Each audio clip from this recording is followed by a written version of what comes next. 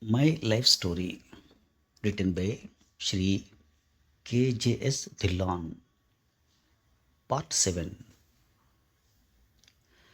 As mentioned in the previous chapter, my sojourn in Udaipur almost entirely coincided with the beginning of my marital life. Here, I would like to narrate the sequence of events leading to my marriage, which will also, I hope, serve as a sort of tutorial or guide for young girls and boys for their career and life, enunciating what marriage to an officer in army signifies, as it entails forfeiture of a few personal comforts and a lot of sacrifice in terms of separation from the partner for significant durations of time and uncertainties about life and future plans, especially for the wife.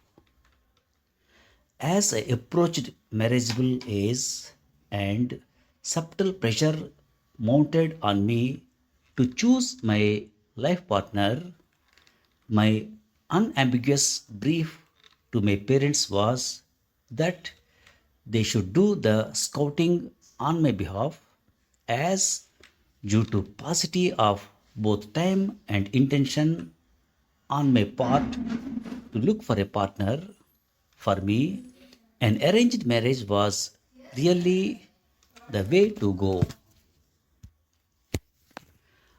I am perhaps saying it just to boost my ego, but the hard fact is that after spending 4 years in NDA and IMA and nearly 2 years in isolated high altitude peaks of the Himalayas, the choice before me was to either become a monk or settle for an arranged marriage. I decided to choose the latter as my profession was already decided, which, for all practical purposes, also meant spending half my life in the higher lands of the monks. While discussing the nitty gritties of matrimony with my parents and BG, I specified that my would be wife should be prepared to handle the numerous challenges that constantly confront army families. Initially, with my parents being in Nepal and me being posted in Udaipur, and none of us stationed in Punjab, coupled with the mandate that I had to get hitched to a Punjabi girl, looking for a suitable match was an onerous task both for me and my immediate family. The responsibility for matchmaking and scouting for a suitable partner was thus passed on to my relatives who were based in Punjab. Their efforts paid off soon, and after they had zeroed in on a prospective partner for me, the formal proposal came from the family of my future wife, Neeta, who was pursuing her master's in fine arts at the time. The meeting for breaking the ice between the two families fixed for 1st November 1986, the day of Deepavali, a festival of lights and good fortune, and planned by my Chachaji and Nita's Mamaji, who lived in neighboring villages, and Both the families knew each other well. The match was given a thumbs up by the elders in both families, with the common factor being both the boy and girl are good looking and will make a wonderful match. The first meeting between me and my prospective bride was quite memorable. I was keen to impress the would be bride and decided to wear, with my limited income, Dunlop sports shoes and Hara jeans. Hara was a very popular Japanese brand in those days, and a pair of Hara jeans would cost half of my monthly salary, which I had bought during one of my visits to Nepal. Despite the discreet pressure from both families, who felt that neither side had any reason to say no to the proposal, both sides left it unsaid, and the matter seemed to have hit a roadblock with no response from either side for a few weeks. At the personal level, Nita was still not sure and needed time to assess and reassess the proposal. Nita's family tried to persuade her to say yes to the proposal, pointing out that the prospective groom was not only a suitable match personally, but was also promising professionally, as his gradings in the army courses were exceptionally high and he had been an outstanding student in all the courses that he had attended so far. This discreet inquiry and description, acquired through some of Nita's Fauzi relatives, did wonders for my ego when I later learnt about it from my wife after marriage. However, she refused to be pressured into making a hasty decision and perhaps needed time to think it over, as she was only about 20 years old and not too keen to jump at the first proposal that came along.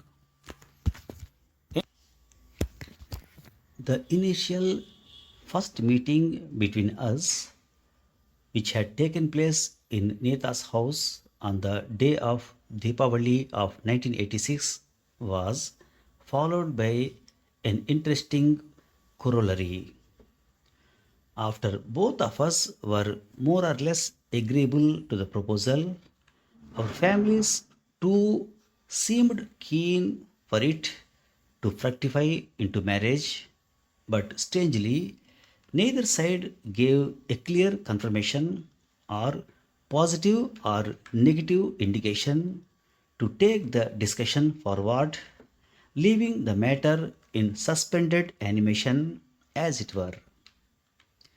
While they, that is, the girl's family, thought we would get back to them, we, on our part, thought that they would inform us of their decision. Soon thereafter, my parents returned to Nepal and I went back to Udaipur in this environment of uncertainty, with both sides adopting a wait and watch attitude. After a lull of about 1.5 months, I returned to the village on leave in December, where my uncle was unwell and had to be taken for treatment to a nearby town. When I was on an errand purchasing medicines for him, I prudentially ran into the car of Nita's Mamaji while crossing the road to enter a pharmacy. Her uncle, who was on his way to Chandigarh, stopped the car and I wished him. After acknowledging my greetings, he politely inquired why we had not responded to the proposal. Taken aback, I said that we were fine with the match but were waiting for their response. Nonplussed, he said that they were also agreeable to our proposal but were anticipating that the boys' side would take the initiative in finalizing the match. Thus, just as a random newspaper notification in a bus had decided my career, this chance meeting on the road with Neeta's uncle led to my marriage. I couldn't help but think that destiny is indeed an all powerful force, or at least proved to be so in both my personal and professional life. Immediately after our encounter on the road, her uncle changed track and instead of Chandigarh, drove to Neeta's parents' house to rekindle the discussion on the proposal. Things started moving at lightning speed after this encounter, and just a few hours later, Nita's family visited our farmhouse to seal the deal. The slight recalcitrance on the part of Nita, who was mentally not fully prepared for marriage, had been neutralized by persuasion from her parents, who, by the way, were suitably impressed with my credentials, and also her two elder sisters, both of whom were married off to officers in the defense forces, one to a naval officer and the other to an army officer. The crowning stroke was the fact that her grandfather and father's elder brother had participated in the First and Second World Wars, respectively, and the family thus respected and preferred their daughters to settle down with men in uniform. This thus proved an age old adage that marriages are made in heaven. Here I must point out that Nita's reluctance also stemmed from another issue which initially ran like an undercurrent in our impending relationship. The fact that her future mother in law would be not her husband's biological mother but his stepmother. She discussed this issue with her parents, but they convinced her to shed her inhibitions and not use this as a flimsy reason for refusal. Moreover, the emotional succor that the two families derived from the fact they had roots and antecedents in the same region of Punjab was a strong influential factor in favor of the marriage.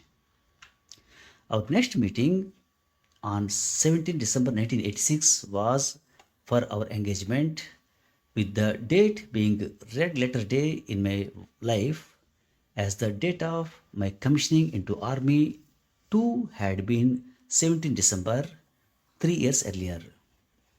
Thereafter, marriage followed in just 2 months on 1st February 1987, which is again a special day as it happens to be my birthday. The date was decided arbitrarily as the bride's family sought time of about 6 weeks for the wedding preparations, and in keeping with the Sikh tradition of Anand Karaj, or Act Towards a Happy Life, wherein a marriage is solemnized generally on a Sunday morning in the Gurudwara Sahib. We chose the first Sunday falling after about 6 weeks of the betrothal ceremony for the wedding, which was incidentally 1st February 1987. With regard to fixing the date for the marriage, I would like to narrate another very important coincidence. There is an army ruling, probably from the British era, which authorized an army officer to apply for the married officer's accommodation only after he has attained the age of 25. I really don't know the origin and logic of this ruling, but by design or destiny, I too decided to get married on the very day I was to turn 25, which meant that my birthday and wedding anniversary would fall on the same day every year. This, in fact, resulted in a very interesting combination. 35 years later, on the day of my superannuation, when my 60th birthday, 35 years of marriage and retirement all fell on the same day. On the day of the engagement, my Naniji, who had come specially to attend the ceremony, was in for a unique treat as Neta prepared her trademark coffee for my grandmother. When Busy expressed her appreciation for the coffee, Nita's demure but candid response was, BG, I can make good coffee, but I know nothing about cooking regular meals. This tete-a-tete between my Naniji and my fiancée set the tone for my wife's subsequent indoctrination into the kitchen, where she fulfilled her aspirations to become an enviable cook, learning the ropes the hard way. Coming back to my army responsibilities, since my marriage was fixed for 1st February, I had taken leave from 26th January, that is Republic Day onwards, to ensure sufficient time for travel to be able to reach home well in advance of the wedding. However, though my leave had been sanctioned 2 days before it was to kick in, the Indian Army got mobilized for Operation Brass Tracks when India and Pakistan were almost on the brink of a war in January 1987. The tension was eventually diffused when the then Pakistani President Zia ul Haq visited Jaipur to watch a cricket match. But the days preceding this happy outcome were laced with tension on the border between the two nations. While on one hand, I was completing all my responsibilities before proceeding on leave, on the other hand, my unit was being mobilized to move towards the border. In this backdrop, when prior to the departure of the unit, an all okay and ready to march report was submitted to my commanding officer, Colonel Dugnesh Mukherjee. I was convinced in my mind that my wedding would have to be deferred and I would depart for the border along with my unit members. But Colonel Mukherjee did not seem to think so. I was quite shocked when he said almost matter of factly, okay, Tiny, see you after your marriage. I averred that I would prefer to go with the unit, but he asserted, there is no need for that.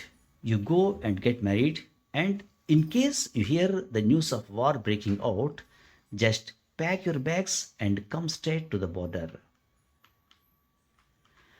As I was all packed and ready to move to the border, I handed over my trunk and bistarban, that is, bedding, to my company Havaldar Major and left for my home with a small handbag, expecting to join my unit in action very soon. The excitement of being with the troops and the unit during combat causes an indefinable acceleration and rush of adrenaline, a feeling I was destined to experience through most of my army career later. It was in this uncertain atmosphere that I eventually got married, and unfortunately, since most of the army units had been deployed on the international border, none of my army friends and even the would be co brother, that is, husband of my wife's elder sister, who is also an army officer, could attend our wedding. I was mentally prepared to resume my duties immediately after the marriage, and after a few days, we headed back to my unit location. Post marriage, when I returned to join my unit with my wife in tow, most of the unit members had moved ahead towards the border, and only the ladies or army wives were stationed in the army housing facility at Udaipur. Notwithstanding the prevalent uncertainty and tense atmosphere of an impending war, all the ladies heartily welcomed the young bride and went out of their way to make her feel comfortable in the new environment, which was radically different from the comfort of her maiden home. We traveled by the famous Chetak Express, the only train to Udaipur from Delhi in those days, and were expected to reach Udaipur railway station around 9 am. However, the train was running slightly late. Notwithstanding the fact that most of the unit personnel and officers were not in station, I was certain that the ladies would organize a traditional welcome for the new bride both at the railway station and in the unit. While we were in the train, I was briefing Neeta throughout about the likely welcome she would receive at the railway station and was literally boasting about the affection that our unit officers and ladies displayed for each other. In the absence of smartphones and their ubiquitous picture galleries, I was trying to enthusiastically describe to her the personality of every lady likely to be at the railway station and also advising her on how to conduct herself. Although she listened to me patiently, she also gave me a rather hearty look, suggesting that as a master's student, she did not really need much tutoring from a husband who was a graduate. I was, however, convinced that we would get over this awkward tension as soon as she surrounded by the love and affection of her new family at the railway station. The much awaited moment arrived when the Chatak Express reached platform number 1 of Udaipur railway station. I was literally hanging out of the coach to see the welcome arrangements. But I almost fell off the moving train, and all my high hopes were dashed when I could not spot a single soul from my unit on the railway station. Dejected, I picked up our bags and meekly told my wife that the anticipated welcome for her would probably be organized in the unit as the ladies may not have been able to come to the railway station. She acquiesced, exhibiting great dignity and grace, especially after my boasts, which came to naught. With regard to the issue of why the welcome party was missing at the railway station, we learned later that the ladies from the unit had actually organized a perfect reception for the new bride entering the four Rajputana family at the Udaipur railway station much before the scheduled arrival of the train, complete with garlands, sweets, a welcome puja thali, and tea at the railway station itself. However, the delay in arrival of the train motivated the ladies to hurriedly change their plans and instead greet the newly married couple at the preceding station, the Maharana Pratap station, where the train was due to arrive about 15 minutes before Udaipur railway station. So they packed all the stuff and moved to Maharana Pratap railway station. But unfortunately, by the time they reached there, the train had already left the station. They thus had to immediately rush back to the original welcome point.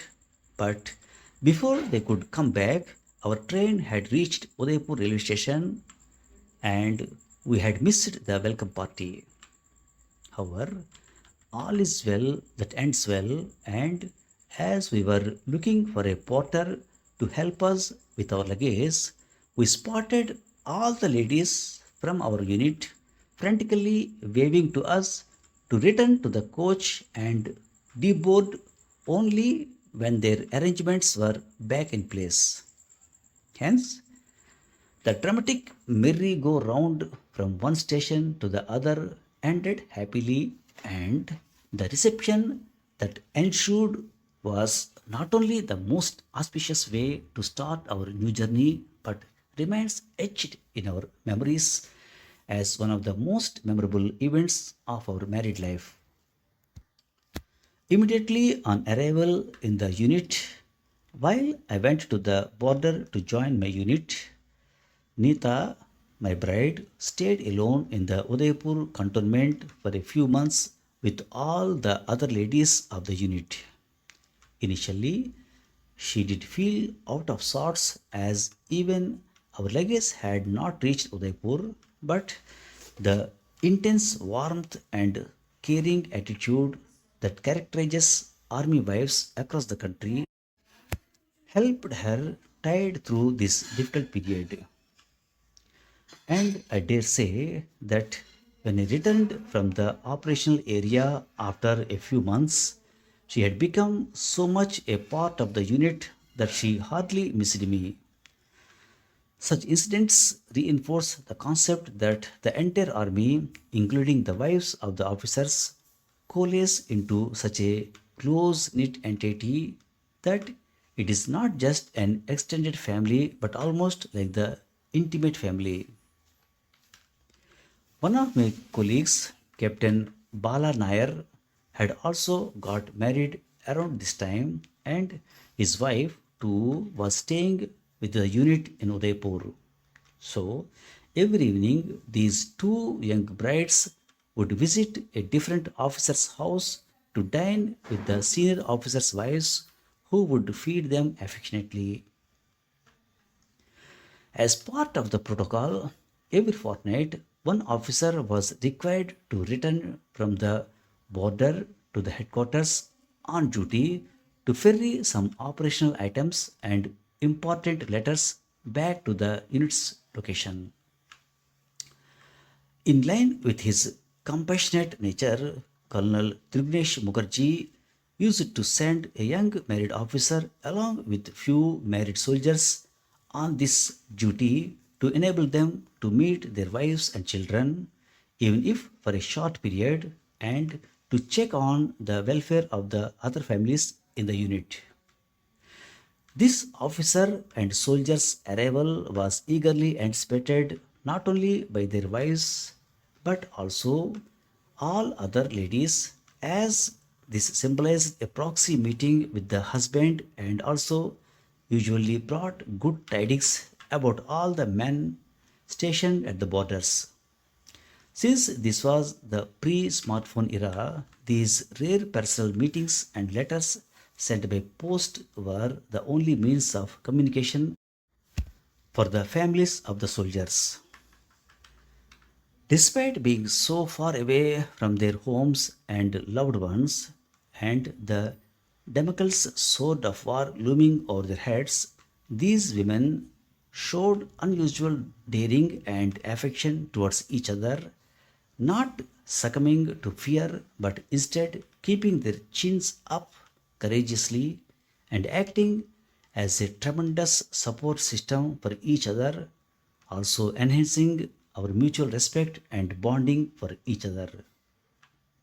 The officers' wives not only provided support to each other but regularly visited the Jawans' wives in the station to update them about the well being of their husbands and resolve any issue they may be facing.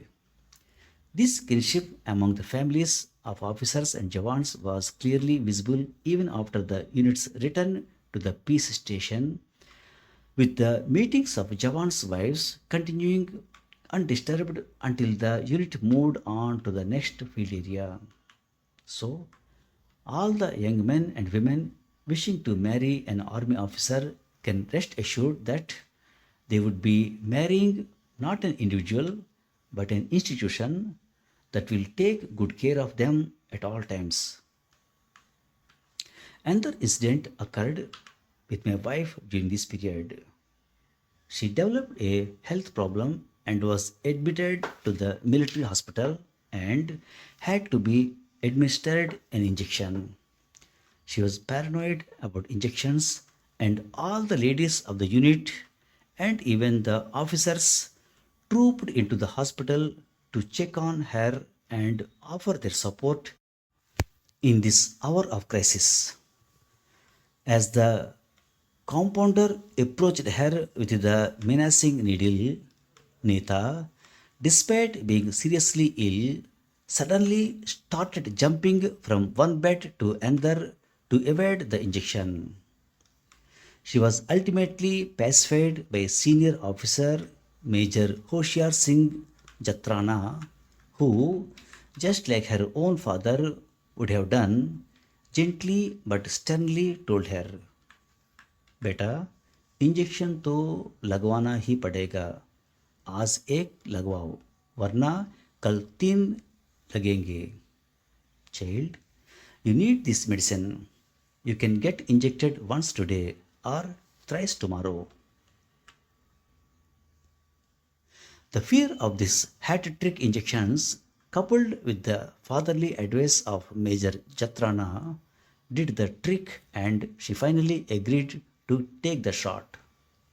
Thus, even though it pampers its members no end, the army also never fails to mentor or chide them for their own benefit as their parents or teachers would do. Since Udaipur was our first port of call immediately after marriage, we initially ate from the army mess and sent our tiffins to be refilled for every meal. This practice continued for about 2 months, after which Nita decided that she must start cooking at home. Her first day in the kitchen signifies another interesting episode. The protagonist of this episode is the famous Vijay of Rowdies fame, that is Ranvijay Singha, an actor and a popular name with the youngsters, who is the son of Lieutenant General Iqbal Singh Singha and was about 4 or 5 years old at the time when his father was an officer in the unit. Since my wife always pampered the kid by showering him with chocolates and sweets, we visited her frequently and he would admire her cosmetics and nail paints, which were part of her marital trousseau. Embarrassingly for her, one day he went home and innocently questioned his mother. Nita auntie has long nails and wears attractive nail polish. Why don't you? To which, even more embarrassingly for my wife, his mother replied, Neeta gets her food from the mess, whereas I do the cooking myself and thus have to keep my nails short. This incident fueled Neeta's determination to learn cooking and stop relying on tiffins from the mess.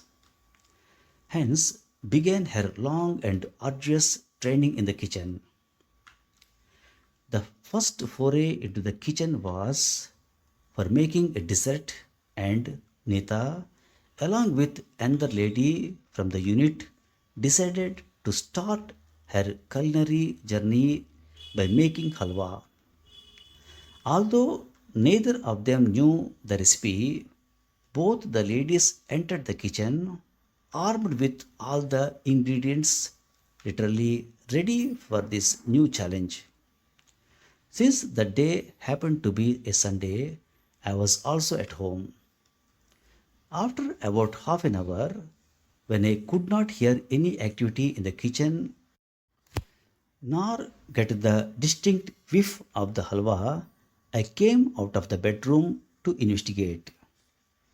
To my utter surprise, both the women were standing and staring at all the ingredients and brainstorming on how to go about the task of cooking the dish that they had very bravely embarked upon. Since I had much more experience of cooking halwa than the ladies, as I had learned to drizzle up many dishes in army camps, I asked them to exit the kitchen and ended up making the halwa myself. Thus, the very first dish that emerged from our kitchen after our marriage was cooked entirely by me and at the cost of sounding immodest, I can say that it was quite delicious. Taking this halwa misadventure in her stride, my wife became even more determined to don the chef's hat at home, starting with the basic dishes of Indian cuisine. The first item on the menu was dal, but here too, Neta ran into a roadblock as for some reason her dal would take inordinately long to cook. With the pressure cooker in our kitchen emitting endless whistles almost on daily basis, the intrigued neighbors would often ask her, "We finish our cooking in about half an hour, but your pressure cooker keeps whistling non-stop. Exactly what do you cook in it?"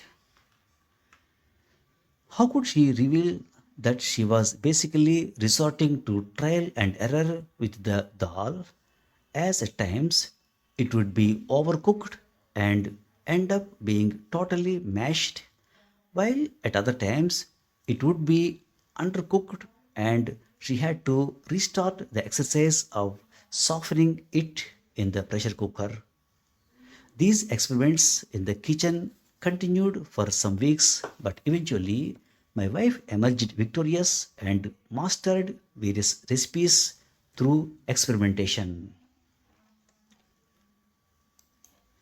Another very important part of army life is our buddy or soldier who is almost like an officer's shadow or alter ego. He is a constant companion during peacetime and also accompanies the officer during war. My buddy at the time was Naik Ran Singh from a place called Kankroli near the beautiful Rasamand Lake in Rajasthan. He had completed about 17 years of service and was in his late 30s at the time. He was extremely possessive about me and was also the keeper of my wallet when I was a bachelor. In fact, whenever I wanted to go out shopping or for a meal, I had to request him to give me some money from my wallet. On a few occasions, he even admonished me for overspending, and once, when I asked for about 20 rupees, for eating out, he chided me, asserting, "What will you do with rupees 20? Try to keep your expense under 15." This dual mother and father figure in my life became quite indignant after my marriage when he realized that control over the personal expenditure was slipping from his hands, and my newly wedded wife was gradually taking control over my wallet. Whenever we asked him for money for shopping, he would part with it very reluctantly, and when we returned, he would take stock of the stuff we had bought, critically examining each item and doing mental calculations to determine if we had splurged during our shopping trip. We had to give him the complete account of our expenses, and my wife, especially, was on the receiving end of his censure after being denounced by him, though discreetly, as a spendthrift. He frequently also advised her to imbibe the saving habit to be able to create a fund for buying a house later on. On one such occasion, when she asked him where she could get one of my shirts mended for a tailor, he lectured her on how she should learn sewing and carry out all such minor tasks at home rather than unnecessarily spending on these services.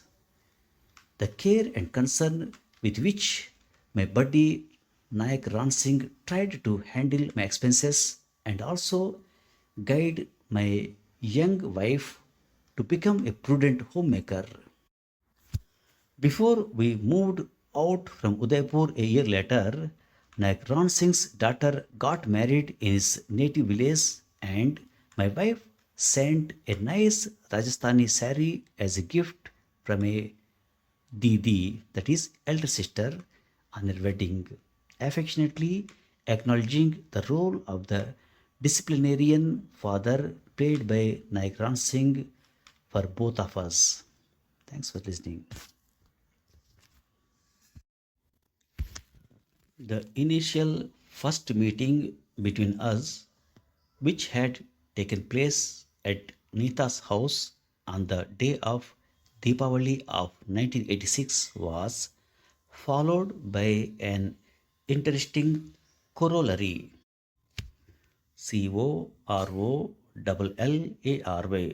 Corollary. Means a result that is the natural consequence of something else. When BG expressed her appreciation for the coffee, Nita's demure but candid response was, "BG, I can make good coffee, but I know nothing about cooking regular meals." This tete-a-tete between my Naniji and my fiance set the tone for my wife's subsequent indoctrination into the kitchen. TETE dash A dash TET. Tete-a-tete means a private conversation between two people. I averred that I would prefer to go with the unit, but he asserted, "There is no need for that. You go and get married, and in case you hear the news of war breaking out, just pack your bags and come straight to the border." AVER ever means to declare something positively. Dejected, I picked up our bags and meekly told my wife that the anticipated welcome for her would probably be organized in the unit, as the ladies may not have been able to come to the railway station. She acquiesced, exhibiting great dignity and grace, especially after my boasts, which came to naught. ACQUIESCE,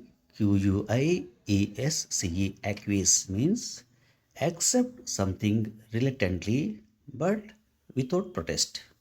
Not. NOUGHT. Not means nil, zero, nothing.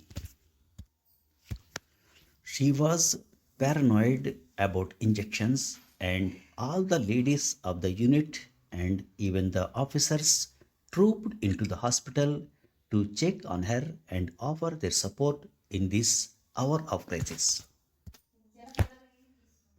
Paranoid, PARANOID, paranoid means unreasonably suspicious, anxious, or mistrustful.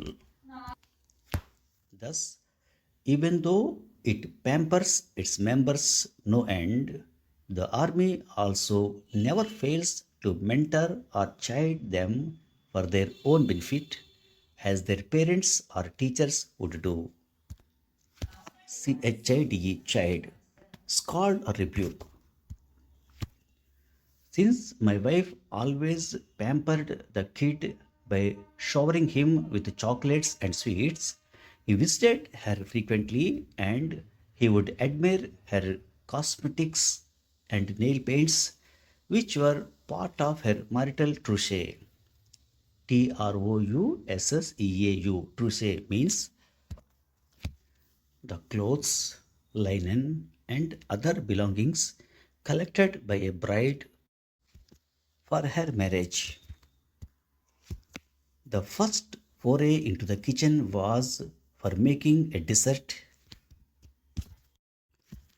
FORAY, foray means a short visit, especially with a known purpose. Another very important part of army life is our buddy or soldier, who is almost like an officer's shadow or alter ego. ALTER, alter, EGO, ego. Alter ego means a person's alternative personality.